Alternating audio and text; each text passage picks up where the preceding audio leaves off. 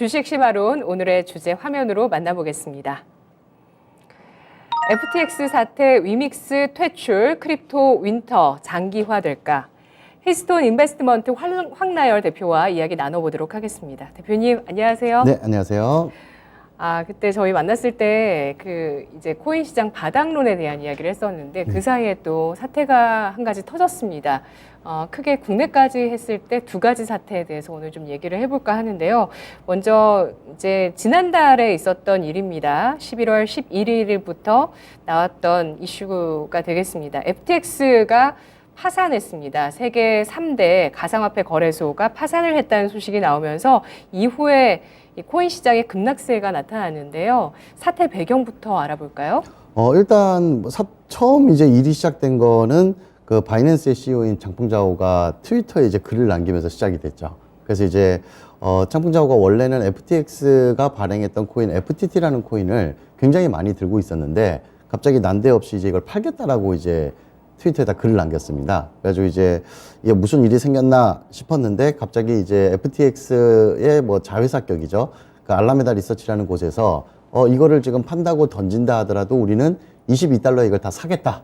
라고 하면서 이제 신기한 이슈가 발생을 하기 시작을 했죠. 이게 어떻게 생긴 일인가.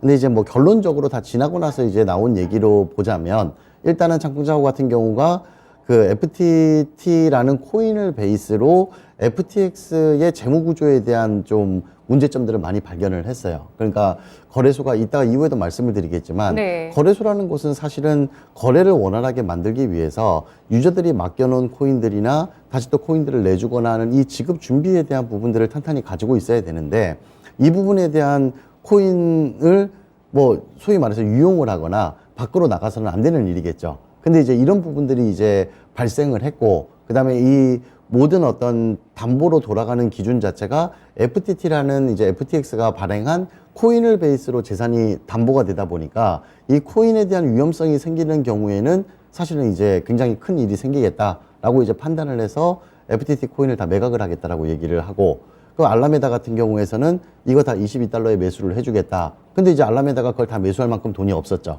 그러니까 이제 어디서 시작이 돼버렸냐면 얘네가 이걸 매수를 한다라고 얘기를 하니까 이 알라메다가 갖고 있는 포트폴리오를 보자 라고 하면서 그 포트폴리오 안에 속해 있던 코인들이 이제 직격탄을 맞기 시작을 했습니다. 왜냐면 이거를 팔아서 이거를 사지 않을까라고 생각을 했었던 거죠. 근데 이게 턱도 없이 그 금액이 안 맞춰져 버리니까 사실은 이제 못 막는다라는 어떤 분위기가 형성이 되면서 가격이 한 10달러 이하까지 떨어졌고요. 그래서 이거 이제 큰일이 났다 해서 SOS를 FTX의 샘 뱅크먼이 그 장풍자오한테 쳤는데 장풍자오 같은 경우도 사실은 그렇다 그러면 이제 FTX를 인수를 하는 방안에 대해서 검토를 한다라고 얘기를 했지만 그 얘기가 이제 트위터에서 나오자마자 뭐 득달같이 이 뭐 독점법 관련돼서 뭐 여러 가지 이제 얘기들이 이슈가 나오면서 하루 만에 철회를 하고 결국은 이제 이 자금을 구하지 못해서 다음날 이제 바로 파산의 단계로 접어들기 시작을 한 거죠. 그래서 이거는 예전에 혹시 오랫동안 코인을 하셨던 분들은 아실 수도 있는데 마운트곡스라는 이제 어떤 일이 있었는데 거래소 관련된 일이 있었는데 그 이후로 가장 큰 일이다. 그리고 이제 지금 한참 불붙어서 나가고 있던 이 크립토 생태계 내에서는 아마 이제 역사적으로 남을 법한 가장 큰 좀 악재가 되지 않을까. 나중에도 그렇게 기록이 되지 않을까 싶은 이제 그런 어떤 재밌는 일이 발생을 했습니다. 네, 가상자산 거래소에 대한 신뢰에 금이 가는 이슈가 나온 건 사실이잖아요, 결국에는.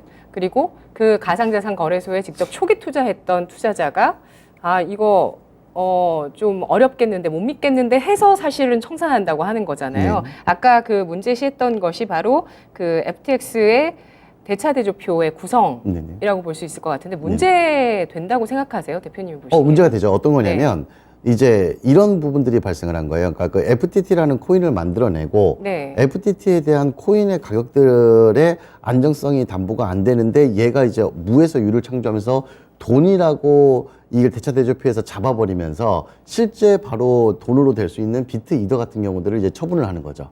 이렇게 됐을 때 네. 만약에 FTT의 가격이 떨어지는 경우에는 사실은 이제 거래소에서 인출을 요청을 했을 때 내줄 코인들이 없어진다라는 게, 물론 FTT 자체가 계속 오른다라고 하면 오른 가격 내에서 부족분들을 채워가지고 갈 수는 있겠지만 예전에 테라 루나 때랑 똑같은 일이 발생을 한 거죠. 테라루나 때도 가격이 오를 때는 문제가 없었거든요. 근데 가격이 꺾이기 시작하는 부분들부터는 사실은 이제 여러 가지 문제들이 발생을 하는데 이 문제에 대한 것들은 창풍자오가 아주 정확하게 봤다라고 생각을 하고 있고요. 네. 그 다음에 볼 수 있었던 근본에 대한 것들도 본인이 거래소를 운영을 하다 보니 거래소의 안정성에 대한 부분들은 이 예치자들의 코인들을 얼마나 담보금을 갖고 있는가에 대해서 이게 관건인데 뭐 자기네들이 열심히 하고 있다라고 얘기를 해왔었죠. 해왔는데 자기네들이 노력하는 것 대비 그 담보가 현격히 적고 엉뚱한 곳으로 돈을 쓰고 있는 거래소들이 오히려 치고 올라오는 것들이 사실은 계속 뭐 눈에 걸렸을 수는 있을 것 같아요. 그래서 같은 업계 내에서 그 문제점을 더 잘 알고 있었기 때문에 여기에 대해서 선제적으로 이렇게 나올 수 있지 않았나 이렇게 생각을 하고 있습니다. 네, 그러면은 거래소에서 이렇게 FTT 같은 그런 토큰을 발행하는 걸 금지시키면 되는 거 아닐까요? 그러니까 거래소 코인에 대한 문제들은 이제 사실은 뭐 우리나라에서도 엄격히 금지가 되어 있고요.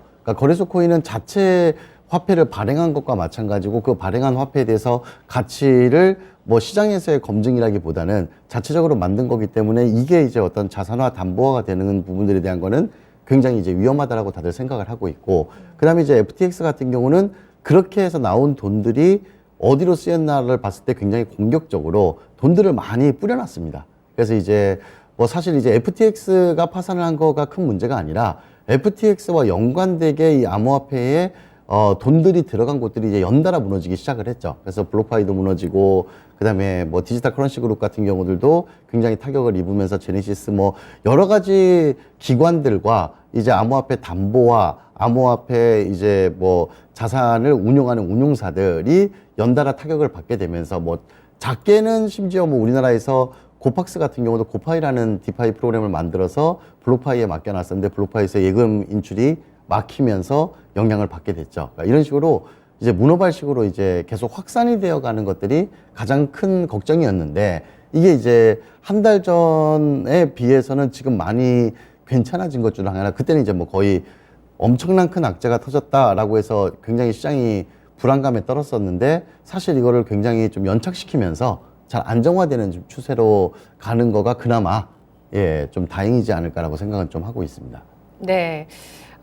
그 FTX 창업자인 샘 뱅크먼 프리드는 지금 체포됐다는 소식이 최근 소식으로 나오고 있습니다. 오늘 아침에 나온 소식이고요. 그리고 또 FTX의 새 CEO가 선임이 되어 있네요. 예, 이 사람이 또 현지 시간 13일에 미국 하원에서 청문회에 참석을 해서 또 여러 가지 얘기들을 하게 된다고 하는데요. 미국에서는 이제 이런 파산 사태에 대해서 또 구체적인 그 파산 과정에 대해서 수사를 하겠다는 의지를 보여주고 있습니다.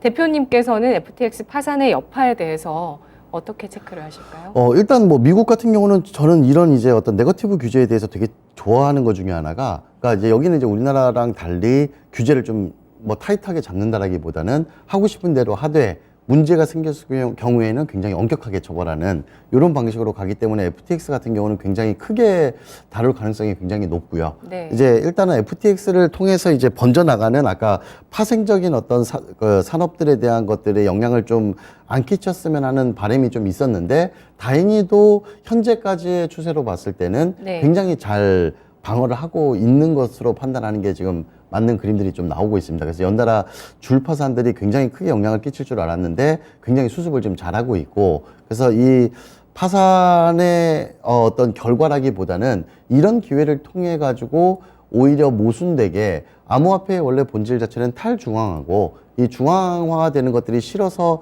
만들어졌던 것들인데 이게 지금 어떤 소수의 어떤 집단이나 기업이나 개인에 의해 가지고 움직여지는 이 구조에 대한 부분들을 이번 기회에 좀 더 개선을 해야 되겠다라는 어떤 뭐 사회적 움직임으로 발전되는 거는 뭐 큰 그림에서는 긍정적인 역할이 아닐까라고 생각을 좀 하고 있습니다. 네, FTX를 인수하기로 했다가 그 독점에 대한 우려 때문에 철회를 하기로 한 바이낸스 측에서는요, CSO가 이런 발언을 합니다. 이제 암호화폐 산업이 탈중앙화 금융으로 이동하게 되면서 중앙화된 거래소가 앞으로 쓸모없게 될 수도 있다라는 발언을 최근에 또 내놓기도 했는데요. 중앙화 거래소 쪽에 먹구름이 낀다고 봐야 될까요? 그러기에는 조금 다소 이제 오버라고 생각을 하는 것 중에 하나가, 네. 이 중앙화, 그러니까 탈중앙화를 표방을 하는 이제 암호화폐 시장이긴 하지만 실제로 이 개개인 유저들에 대한 부분들은 탈중앙화 되기가 굉장히 어려워요. 그러니까 이제 특히나 어떤 금융 쪽 관련된 부분들이나 이 거래소 관련된 부분들도 탈중앙화 거래소들, 덱스 거래소들 굉장히 많이 있으나 네. 일반인들이 사용하기가 굉장히 어렵거든요. 어불성설의 말을 왜 했을까요? 일단은 그런 방향으로 가야 된다는 아까 이제 분위기 전환이 필요합니다. 그러니까 이 네. 자정작용으로 크립토 시장에서는 거래소는 거래소대로 있고 탈중앙화도 필요하다. 우리는 이제 더 이상, 그러니까 이게 지금 되게 웃기게 된 거죠. 그러니까 탈중앙화를 표방하는 이 암호화폐 진영이 예. 완전히 중앙화되어 있는 거래소에 의해 가지고 이 산업 자체가 무너질 수 있다라는 걸 영향을 받는다라는 거는 굉장히 좀 보여주기 싫은 모습이거든요. 그래서 이 중앙화 거래소 이런 문제들이 발생을 했으니 네. 우리는 자생적으로 덱스 거래소, 탈중앙화 거래소를 통해서도 우리는 자생할 수 있다라는 이제 소리를 내는데 실질적으로 이제 업계의 입장으로 왔을 때는 탈중앙화 거래소는 개인들이 접근하기가 너무나 어렵죠. 그리고 이 어떤 산업이 확장되기도 어려워서 아직까지는 시기상조일 것 같다. 라는 이제 생각을 가지고 있고, 그렇게 된다라고 하면 이 중앙화 거래소들이 이 문제들을 이제 어떻게 극복하는가에 대한 부분들을 이제 이 암호화폐 진영에서 제시를 해줘야 되는 어떤 타이밍이라고 생각을 합니다. 네. 일반 개인 투자자 입장에서는 정부 차원에서 거래소를 딱 정해주고 거기에서 거래를 하는 게 사실 제일 마음이 편하거든요. 아무리 탈중앙화에 대해서 우리가 선망을 하고 필요한 존재라고는 알고 있지만 그래도 중앙화된 무언가 거래소는 개인 투자자들 입장에서는 굉장히 필요한 거 아니겠습니까? 그러니까 이런 거죠. 그러니까 네. 내가 내 돈을 내가 맡기는데 네. 탈중앙화는 말이 좋아서 탈중앙화지 결국 내가 손실을 본다라고 하면 누구도 책임을 안 진다는 얘기거든요. 근데 이제 뭐 우리나라에서는 은행이나 거래소나 내가 여기서 이제 어떤 문제가 생겼을 때 뭐 나중에 나라에 얘기를 하면 뭔가 내가 다시 보상을 받을 수도 있겠다라는 이 장치 자체는 금융에 있어서는 아직까지는 완전히 독립되기에는 굉장히 어려운, 그래서 여기에 의지할 수밖에 없는 네. 뭐 현재 상황이라는 것들은 사실은 이제 현실적으로는 다 직시를 하고 있는 상황이고요. 그럼 미국에서도 이번 FTX 사태로 인해서 이런 파산 과정을 조사를 하면서 뭔가 또 가이드라인을 내줄 거라고 보시는 거죠? 네, 그렇죠. 이제 더더군다나 이제 더 중앙화되는 방식으로 네. 규제들이 많이 이제 세질 거고요. 그래서 이제 이 부분에 대한 어떤 딜레마를 과연 어떻게 극복할 것인가에 대한 부분들이, 그러니까 사실은 이제 이 두 가지 문제가 있습니다. 그래서 이따가 이제 마지막으로 암호화폐 전망에 대해서 말씀을 드릴 텐데, 전망은 사실은 이제 이런 악재들과 이런 상황을 보면 좋지 않을 수도 있겠지만 오히려 어떤 규제와 어떤 레귤레이션, 컴플라이언스들을 다루는 이런 부분들이 더 급격히 앞당겨졌거든요. 이런 일들이 터지면서. 그렇게 된다라는 거는 결국은 이제 어떤 제도화되는 과정으로 암호화폐가 들어왔기 때문에 원래 이 제도화 되기를 굉장히 싫어하고 변동성을 좋아했던 투자자들은 이 판을 떠날 수도 있겠지만 실제로 이제 더 많은 잠재적 어떤 투자자들이 이 시장으로 들어올 수 있다라는 그런 측면에서는 또 반드시 나쁜 것만은 아니다라고 이제 좀 판단을 하고 있습니다. 네. 바이낸스 CEO는 머클트리 기반의 지급 준비금 증명을 시행해야 한다라는 발언을 하기도 했는데요. 이 말도 어려운 머클트리 기반 지급준비금 증명, 줄여서 POR이라고 하는데요. 이게 왜 시행돼야 된다고 주장을 했을까요? 그러니까 머클트리가 POR이나 POR 자체는 이제 그 준비금 자체를 증명을 한다라는 것들이, 은행들은 이제 지급 준비율이 있잖아요. 예. 근데 요번에 이제 생겼던 문제들도 거래소들이 이 유저들의 코인들을 들고 있어야 거래가 활발하게 이루어지고 사고가 안 나는데 이것들을 맘대로 빼는 경우들이 있으니 너네가 들고 있는 어떤 지금 코인들에 대해서를 계속 지급 준비에 대한 걸 확인을 하자라는 것들이 이제 POR이고요. 근데 이 POR의 문제점은 뭐냐면 지금도 그런 문제들이 또 계속 발생을 하고 있습니다. 큰 거래소들이 그냥 코인들을 서로 빌려주고 하면서 네. 일단은 그냥 뭐 그러니까 이해하기 편한 말로 따지면 뭐 잔금 관련된 부분들을 뭐 저희가 이제 은행에서 확인하듯이 돌려가면서 그것들을 확인을 하고 있어요. 그러니까 이게 의미가 없는 거죠. 그래서 이제 머클트리라는 어떤 기술적 방식을 통해 가지고 지금 전체들의 액수가 중요한 게 아니라 이 코인들의 움직임에 대한 것들을 원활히 파악하는 것들이 중요하다. 그래야 이런 어떤 불신들을 막을 수 있다라는 것들로 이제 여기에 다 거래소들이 동참을 하고 있습니다. 그래서 유수의 거래소들이 다 머클트리 방식의 POR을 우리가 받아들이겠다. 그리고 지급 준비에 대한 것들을 신뢰를 회복하겠다라고 얘기를 하나, 네. 사실 뭐 이것도 어떤 기술적인 접근 내에서 제가 이게 좀 굉장히 이제 좀 거래소들에 대해서 시니컬한 편이어가지고 이게 좋은 얘기를 좀 잘 못하겠는데 이 부분도 이제 소위 말하는 오라클 문제라는 것들이 있어서 이 거래 내역에 대한 부분들도 처음에 장표를 입력하는 과정 내에서의 오류를 해결하지 않으면 사실은 뭐 머클트리가 되나 어떤 방식의 POR이 되나 실제로 이 신뢰를 회복하기 굉장히 어렵습니다. 그래서 이거를 확인할 방법은 사실은 없다. 그래서 이제 이 부분을 이제 거래소들이 과연 유저들한테 이 홀더들 암호화폐 투자자들한테 좀 더 어떻게 공신력을 가질 수 있는가에 대한 부분들을 더 노력을 해야 되는 부분이고 저는 개인적으로 생각을 한다라고 하면 이 부분들에 대한 해소가 원활히 이루어지지 않기 때문에 기존의 금융기관들과 손을 잡는 방향으로 나아가게 되지 않을까. 왜냐하면 기존의 금융기관들은 우리가 여기도 굉장한 불안한 요소들이 많이 있음에도 불구하고 일반적인 인식으로는 은행이 내 돈을 떼어먹을 것 같다는 생각을 하지 않거든요.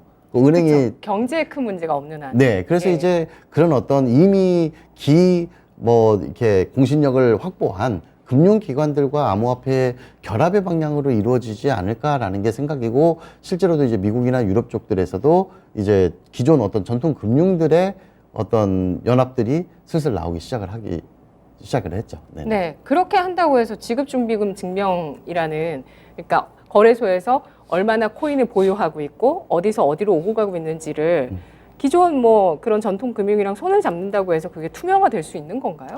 그러니까 지금 이 지급 준비율 자체가 중요한 게 아니라 네. 지금 우려가 되는 것들은 지금처럼 요번에 이제 FTX 같은 경우는 국내에서 쓰시는 분들이 많이 없어서 그런데 돈이 없어서 이제 인출을 못 한다라고 아예 막아버렸거든요. 아예 사라져버린 거란 말이죠. 이런 것들에 대한 장치들은 이제 기존 전통 금융 쪽에서 많이 마련이 되어 있는 것들이 있죠. 그러니까 이 부분들을 거래소들이 마음껏 돈을 못 빼게 만든다는 구조들이나 그다음에 여기에 예치를 했을 때 나중에 우리나라가 아마 아직까지도 유효한지 모르겠는데 재산금융권도 5천만 원까지는 아마 나라에서 보장을 해주는 것들이 있잖아요. 네. 그러니까 이런 장치들 이제 이런 것들이 조금 더 이제 투자자들한테 돈을 집어넣기에는 조금 마음 편하게 만들 수 있는 이런 구조가 이미 형성이 되어 있죠. 예, 그러면은 결론적으로 머클트리 기반의 지급준비금 증명이 불신의 해소의 해결책이 될 수 있다고 보지 않으시는 건가요? 네네. 그거는 뭐 중요하지 않고 뭐 여러 가지 시도들을 하면서 대중적으로 이제 어필을 하는 부분들은 계속 이제 암호화폐 지정에서 나오고 있습니다. 우리 믿어줘라 이런 방식들로 하고 우리가 어떻게 개선을 하고 어떻게 하겠다라는 어필들은 계속 하고 있습니다. 이 이미지 개선을 위해서. 근데 지금 나왔던 것들 아주 냉정히 보자면 이것들이 이제 거기에 대한 솔루션은 아니라는 거죠. 굉장히 아직까지 암호화폐 쪽에서는 중앙화되는 부분들에 대한 취약점은 여전히 존재하고 있다. 그리고 오늘 아마 이제 어저께 저녁에 뉴스가 나왔는데 바이낸스 같은 경우도 미국 검찰에서 이제 고소가 들어갔죠. 그래서 이제 뭐 이 암호화폐 거래소에 대한 부분들은 한번 이제 패러다임의 어떤 전환을 가져오는 어떤 시점이 되지 않을까. 근데 이제 거기서 아까 제가 덧붙여서 말씀을 드린 것들은 이 부분에 대한 것들은 궁극적으로 다시 금융기관들과 손을 잡는 방식으로 진화가 되지 않을까. 이렇게 좀 생각을 하고 있습니다. 네, 그러면 앞으로는 가상자산 거래소의 부실화 가능성은 적다고 봐야 될까요? 어떤 거래소에 대한 부분이요? 예, 뭐 이런 또 파산 사태가 또 일어난다든지 하는.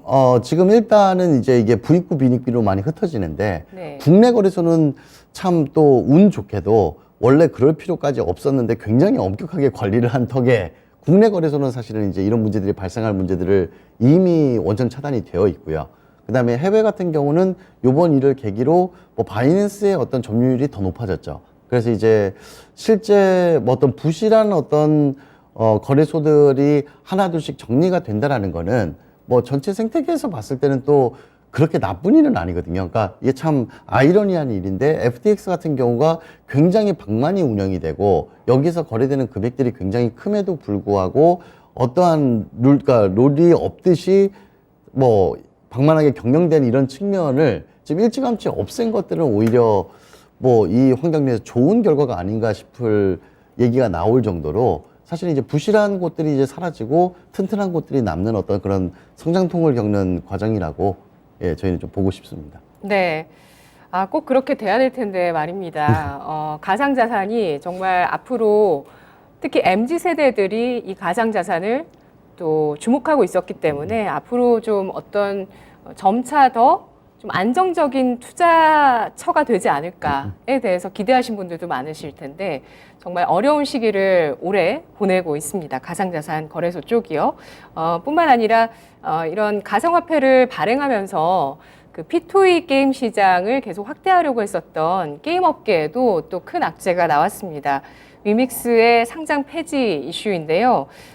이 국내 거래소에서 위믹스에 대해서 유통량에 대해서 문제 제기를 했습니다. 초과 유통에 우려가 있다라고 문제 제기를 하면서 이거 다시 우리가 한번 좀 잘 보고 자칫 신뢰할 수 없다 하면 상장 폐지하겠다 했는데 결국에 상장 폐지 결정을 했고요.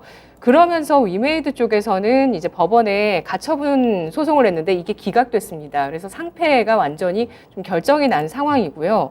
이에 대해서 위메이드 측에서는 거래소가 갑질을 하는 것이다. 이런 반응을 보여주고 있는데요. 대표님은 이 이슈에 대해서 어떻게 판단하실까요? 일단 이 이슈가 처음 터졌을 때 저희가 이제 입장도 많이 발표를 하고 했었는데 저희는 뭐 일단은 이 산업에 대한 부분에서 위메이드의 공로가 크기 때문에 굉장히 위메이드에 제가 우호적인 입장이었어요. 근데 이제 그때마다 이 대응을 하는 방식들에 대해서 엇박자가 많이 나섰습니다. 그래서 사실 이제 유통량 문제가 처음 이제 이 닥사를 통해서 나왔을 때는 네. 위메이드가 다소 억울한 구석이 좀 있었어요. 그러니까 어떤 부분이냐면 유통량에 대한 부분들이 발단이 됐던 것들이 이거를 시중에 유통을 시키는 것들이 아니라 뭐 소위 말해서 디파이 서비스 같은 곳에 이 위메이드 코인을 뭐 담보로 맡기고 현금을 이제 끌어다 썼단 말이죠. 그러니까 이거는 이제 시장에 풀린 물량이 아니라 담보로 맡겨놨던 물량이기 때문에 우리가 돈을 갖기만 하면 언제든 다시 찾아오는 것이기 때문에 실제 이제 시중에 풀린 유통량이 아니다라는 이제 주장을 폈던 거고, 그 다음에 이제 닥사 같은 경우는 그렇게 담보로 맡겨서 묶여 있긴 하나 너네가 돈을 못 갚는 경우에는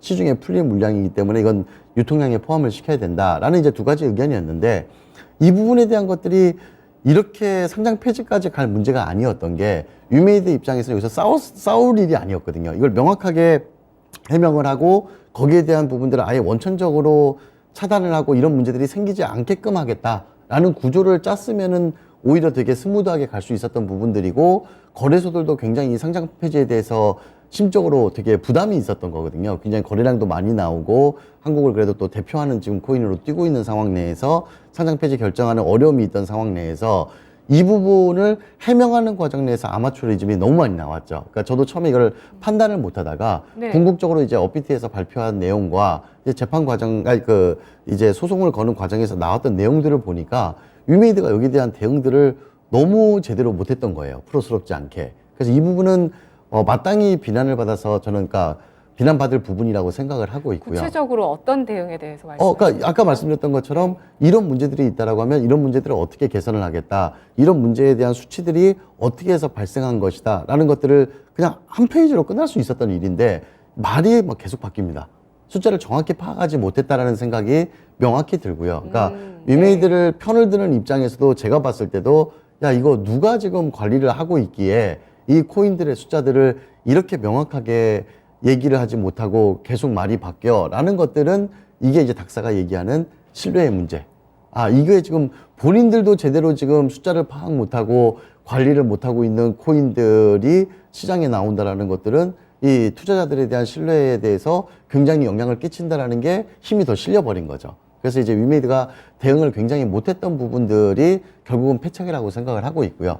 그러니까 위메이드 같은 경우는 또 당시에 이 부분에 대해서 거래소에 대한 부분들이 만약에 상장 폐지를 한다라고 치면 지금 한 20개 정도 거래소 해외에 상장이 있습니다. 그러니까 이런 상황 내에서 원래 P2E 게임 자체도 우리나라에서 서비스를 못 하잖아요. 그래서 해외에서 서비스를 하고 있고 한데 국내 유저가 90% 이상이 넘는 위믹스 코인에 대한 부분들을 해외에서 이제 움직이겠다라는 비전을 발표를 하면서 움직였어야 되는 게 맞는 부분인데, 이 부분에 대한 것들도 지금 이제 거래소, 고소, 재판 뭐 이게 들어가잖아요. 사실 다 뭐 기각이 될 수밖에 없다라는 거는 누구나 알고 있던 상황 내에서 이런 대립각을 피우는 것들 자체가 사실은 해외 거래소에서도 크게 영향을 좀 받고 있는 상황입니다. 그래서 그럼 해외 거래소 상장도 쉽지 않을 거라고 보시나요? 그러니까 해외 거래소를 이제 상장한다라고 하면 소위 우리가 얘기하는 뭐 바이낸스나 코인베이스 정도의 이제 완전 1티어 거래소를 이제 계속 얘기를 하고 있는데, 네. 지금 사실은 뭐 지금 상장되어 있는 데서도 OKX 같은 경우에서는 상장 폐지 결정이 나고 나머지도 다 유의 종목들이 뜨기 시작을 했죠. 해외 거래소에서도요? 해외 거래소에서도. 그래서 이런 부분들은 그냥 국내에서 이런 억울함을 통해 가지고 재판을 통해서 싸울 문제들이 아니라 보다 더 비즈니스적으로 그냥 뭐 우리 어차피 아무것도 없는 것도 아니었고 저 같은 좀 이제 우호적인 입장을 갖게 된 경우도 갖고 있는 펀더멘탈이 굉장히 좋거든요. 위메이드가 게임을 잘 만들기도 하고 유저를 끌 수도 있고 P2E 시장에서 이걸 선도할 수 있는 가능성이 있기 때문에 그러니까 이 기회에 우리는 해외 진출을 통해 가지고 새로운 활로를 모색한다는 모습을 보여주는 게 더 좋은 거지. 자꾸 지금 대립각을 세우고 또 장영욱 대표님 나오셔가지고 뭐 인터뷰하면서 울고 뭐 이런 것들이 사실은 이제 국내에 있는 홀더들한테 전혀 도움이 되지 않고 앞으로의 방향에서도 전혀 도움이 되지 않을 것 같다. 그래서 이제 뭐 활로에 대한 부분들과 이런 비전을 좀 멋있게 제시할 필요가 있지 않을까. 완전히 지금 세상에서 사라진 코인은 아니거든요. 그리고 뭐 예전과는 달라진 게 아무것도 없습니다. 가격이 떨어진 거 외에는 달라진 게 없기 때문에 뭐 지금부터 원래 하던 것들을 계속 진행하시면 되는 입장이어서 뭐 이제 그런 어떤 위메이드의 좀 변신을 좀 기대를 좀 해보고 싶습니다. 네, 그러면 기존에 국내에 거래소를 통해서 위믹스를 갖고 계시던 분들은 지금까지 만약에 갖고 계신다면 어떻게 대응하시는 게 좋을까요? 지금 뭐 해외 거래소에서 거래되는 것들에 대한 것도 전혀 문제가 없고요. 다만 원화 거래소에 대해서 원화로 사고 원화로 파는 네. 뭐 소위 이제 그럼 해외 거래소로 해서 매도하시고 현금화 하셔도 되는 할 수도 있죠. 거죠? 네. 예. 그리고 이제 뭐 저희 같은 경우는 만약에 위메이드가 뭐 이런 표현은 좀 그렇긴 하지만 네. 빨리 정신을 차리고 자 그럼 우리 그냥 원래 본업 사업대로 계속 진행을 한다. 원래 우리 P2E 게임을 한국에서 서비스할 생각이 없었고 해외 대상이었기 때문에 보다 더 글로벌한 서비스를 시작을 하면서 가겠다라는 비전이 나온다라고 하면 전 아직까지도 굉장히 가치를 가진 유효한 코인이라고 생각을 좀 하고 있습니다. 그래서 이제 그런 방향성에 대한 것들을 홀더들이 많이 기다리고 있기 때문에 그런 부분들에 대한 어필들을 좀 많이 해줘야 되는데 뭐 계속 나오는 뉴스들은 뭐 이제 계속 안 좋은 뉴스들이 계속 나오고 있으니까 이제 네. 여기는 좀 굉장히 실망스러운 모습이죠. 네, 그럼 위믹스가 플랜 B로 해외 거래소에 더 확대를 하고 하는 그런 방식으로 기사 회생하기 위해서 필요한 조건은 또 뭐가 있을까요? 그 원래 하던 사업 잘하면 돼요.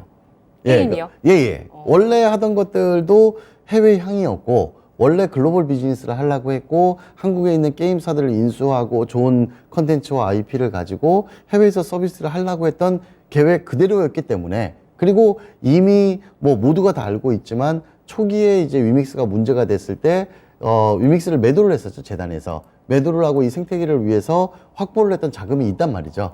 그러니까 이런 자금들을 올바르게 사용을 하면서 다시 이걸 살려내주는 모습을 보이는 게 이제 어떤 재단으로서의 뭐 책임이자 이제 어떤 본보기가 되지 않을까 이렇게 생각을 하고 있습니다.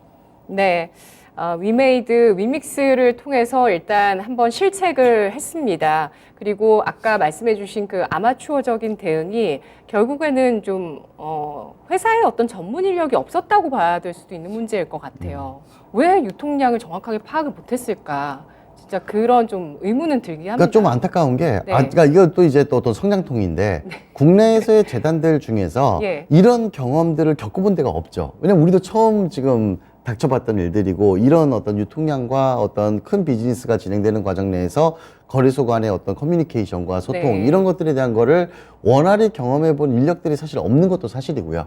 유미드 같이 상장사고, 큰 회사임에도 불구하고, 뭐 이런 어떤 어설픈 모습을 보인다라는 게 뭐 이제 나머지 어떤 국내 재단들과 프로젝트들 같은 경우에서는 반면교사 삼아서 여기에 대한 준비들 좀 리스크 매니지먼트에 대한 부분들을 더 철저히 해야 될 어떤 필요성을 많이 보여줬다고 생각을 합니다. 네, 결국에는 이 가상자산 거래소 그리고 또 이런 게임사에서 발행하는 가상화폐 이런 것들이 또 위기를 맞이하면서 또 다른 변화들과 기회를 또 잡아 나갈 수 있는 토대가 될 수 있다는 부분들을 우리는 좀 봐야 된다라고 얘기를 해주시는데요. 마무리하는 두 가지 질문을 좀 드려보도록 하겠습니다. 전통 금융기관들이 가상자산에 대해서 관심을 좀 많이 가지고 있었는데 가상자산의 진입 시기가 늦춰질 수 있다고 보실까요? 저는 완전 반대로 더 빨라질 거라고 생각하고 있습니다. 왜죠? 일단은 계속 전통금융 쪽에서 이 시장에 대한 어떤 매력도에 대한 부분들이 이미 체크가 됐던 상황이고요. 어떻게든 진입을 하려고 하는 움직임들은 계속 있어 왔습니다. 근데 이거를 이제 조금 더 이 진영에 대한 부분들의 문제점들을 파고들면서 이걸 제도화 시키면서 어떤 전통 금융들이 들어올 수 있는 발판이 더 마련이 됐고요. 저는 이거 더 가속화될 거라고 보고 이제 미국에서도 법 제정 지금 이제 유럽 쪽도 그렇고 미국도 그렇고 이제 스테이블 코인이나 증권형 코인에 대한 어떤 레귤레이션이 명확해지는 타이밍들이 이제 내년 상반기면 다 정해지는데 이렇게 됐을 경우에 전통 금융이 들어올 수 있는 가능성들은 훨씬 더 높아졌다. 왜 그러냐면 전통 금융 쪽을 여러 가지를 나누다라고 보면 일단은 뭐 기관들이나 비트코인 투자에 관련된 자산에 관련된 부분들이라면은 다소 이런 상황에 대해서 불신을 통해 가지고 떠날 수는 있겠으나 이거를 좀 핸들링하는 기관들에 대한 부분들은 지금 이런 기회에 이 자산 시장을 먹을 수 있다라는 것들은 굉장히 좋은 기회여가지고 저는 더 적극적으로 들어올 거라고 생각을 좀 하고 있습니다. 네. 실제 뭐 국내에서도 많은 그런 움직임들 지금 뭐 은행권들이나 이런 부분들이 이제 자산 시장 관련돼서 많은 것들을 좀 준비하고 있거든요. 그런가요? 네네. 네, 관련한 소식들을 우리도 일반적인 뉴스를 통해서 확인할 수 있나요? 네, 이제 뭐 많이 뭐 슬슬 나오기 있기는 하나 지금 이미 뭐 이거 말씀을 드려도 될까요? 신한은행, 우리은행, 국민은행 뭐 모두 다 어떤 랩스를 통해 가지고 이런 암호화폐 관련된 부분들에 대한 준비하고 있고 특히나 이제 NFT를 통해 가지고 지금 이제 뭐 메타버스로 넘어오니까 사실 메타버스와 NFT라는 것들 자체가 블록체인 베이스거든요. 요 베이스 내에서 뭐 오늘도 뭐 신한은행 그 서비스가 우리은행, 도토리은행을 뭐 앞질렀다. 그리고 또 농협 쪽에서도 독도버스, 메타버스 서비스 시작을 하고 하면서 금융들이 지금 하나씩 들어와서 실제로 이제 MZ세대 이 메타버스 내에 새로운 어떤 금융 그 이용자들에 대한 것들을 선점하기 위한 것들은 이미 뭐 표면상으로도 다 진행을 하고 있죠. 그렇군요. 계속해서 관련한 블록체인 기술 그리고 또 가상자산 또 거래소 소식들 계속 지켜보면서 어떻게 변모하는지가 앞으로 주목이 되고 있습니다. 올 한 해는 정말 이 가상자산 시장의 신뢰가 흔들리는 이슈가 굉장히 많았습니다. 루나테라 사태, FTX 파산, 위믹스 상장 폐지까지 이슈가 나왔는데요. 그러면서 내년도 비트코인 시세의 전망으로 뭐 5,000달러까지 내려갈 것이다. 6,000달러까지 갈 것이다. 5,000달러 같은 경우는 700만 원 이하거든요. 그럼 굉장히 또 현재보다도 많이 떨어진다는 전망이 될 텐데 대표님은 내년 가상화폐 시장 어떻게 전망하실까요? 일단은 갔으면은 이미 갔어야 됩니다. 그러니까 지금 그 가격대가 하락으로 네. 와서 그 정도까지 하락이 왔어야 되는데 뭐 고무적인 일 중에 하나는 말도 안 되게 지금 가격이 버티고 있거든요. 그러면 이제 우리가 곰곰이 생각을 해보면 올해가 참 많은 일들이 있었죠. 전쟁 이슈 터졌고 미국의 뭐 금리 뭐 FOMC 안 보시던 분들도 매달 이거 챙겨볼 정도로 금리에 대해서 민감해졌었고 그다음에 테라 루나 사태 터졌고 FTX 터졌고 하면서 모든 악재란 악재는 1년 동안에 다 맞았는데 그럼에도 불구하고 지금 가격 지금 지지선이 굉장히 탄탄합니다. 그리고 어느 정도 선에서 지지하고 있나요? 지금 17,000대에서 유지를 하고 있지. 이게 이미 깨졌어도 10,000달러 이하로 깨졌어야 되는 부분인데 예. 이게 지금 안 깨지고 있고 신규 유입이나 고래들의 어떤 이 코인 움직임이나 이런 것들을 지켜봤을 때도 사실은 지금 이 정도 가격대는 굉장히 살만한 매력적인 매수 가격대라는 어떤 인식들이 아직까지 깨지고 있지 않아서 이제 뭐 이 두 의견이 충돌을 하고 있어요. 뭐냐면 아직까지 공포심이 없기 때문에 이게 더 깨져야 된다라는 층이 하나가 있는 거고 공포심이고 뭐고 이제 이 시장에 대한 검증이 돼서 예전처럼 비트코인이 하루아침에 사라질 거라고 생각하는 사람은 없기 때문에 충분히 이 가격대는 매력이 있다라고 이제 버티는 층과 이 두 개가 붙어 있는데 저희 같은 경우는 한 이걸 6, 7년 정도 이제 지켜봤던 어떤 입장 내에서는 사실은 바닥대를 형성을 하고 있다라고 보고 있는 입장이에요. 그래서 이게 사람들이 생각하는 것 같은 완전 추가적인 폭락에 대한 부분들이 나올 이슈가 사실은 이제 없다. 너무 많은 것들이 지금 앞에서 다 나왔고 여기서 더 이상 나올 문제들이 없고 아까 FTX 파산을 통한 줄줄이 디파이들의 도산이 이루어진다라고 하면은 충분히 가능성이 있겠다라고 생각을 했는데 디파이들이 굉장히 잘 버티고 있습니다. 그래서 이제 뭐 좀 약간 고무적인 저희는 약간 낙관적인 입장인데 저희는 뭐 내년 상반기 정도에 여러 이슈들이 있는데 리플의 소송도 끝마치고 그다음에 어떤 법 제정에 대한 윤곽들도 나오기 시작을 하고 미국 쪽에서 어떤 이제 이 규제에 대한 부분들이 명확해지는 그림을 타면서 상반기 이후로부터는 어느 정도 안정화되지 않을까라고 이제 좀 낙관적인 견해를 좀 가지고 있습니다. 네, 알겠습니다. FTX 파산 사태 한 달여 만에 미국의 사법당국이 본격적으로 움직이고 있는데요. 이러면서 가상자산 거래소 시장이 보다 신뢰도를 얻어갈 수 있는 방향성으로 갈 수 있다는 전망이었고요. 또 관련해서 가상자산 시장의 전통 금융기관의 어떤 관심과 진출이 내년에 본격화될 수 있는 가능성들 보면서 관련 뉴스들 체크해 보시는 거 좋을 것 같습니다. 오늘 분석 여기까지 들을게요. 고맙습니다. 네, 감사합니다. 네, 오늘 주식심화론 힐스톤 인베스트먼트의 황나열 대표와 또 크립토 시장에 대한 전망 이야기해봤습니다. 지금까지 투자 판단에 도움드릴 수 있는 내용들 알아봤고요. 다만 주가의 상승과 하락을 보장하지는 않습니다. CPI 발표 앞두고 제한된 낙폭을 기록하고 있는 양대 시장 오늘 마무리 잘하시고요. 저는 내일 뵙겠습니다. 고맙습니다.